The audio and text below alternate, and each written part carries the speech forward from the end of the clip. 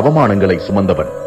அந்த அவமானங்கள் உண்டாக்கிய ரணங்கள் காரணமாக இறுதி வரை தன் குலம் குறித்த சர்ச்சைகளையும் புறக்கணிப்புகளையும் வாழ்வில் அனுபவித்தவன். பிறருக்கு கொடுப்பதில் குறையே வைக்காத கொடை வள்ளல். தான தர்மங்கள் மூலம் பெற்ற ஆசீர்வாதங்களை கவசமாக உடலில் அணிந்திருந்தவன்.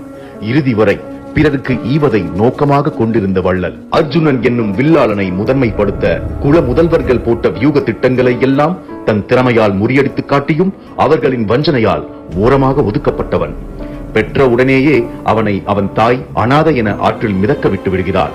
வளரும் பருவத்தில் தந்தை தாய் பெயர் தெரியாதவன் என்ற அவமானத்தை சுமந்து வளர்கிறான். போர்க்கலையை கற்க ஆவல் கொண்டு செல்கையில் பிறந்த குலத்தை காரணம் காட்டி ஒதுக்கப்படுகிறான்.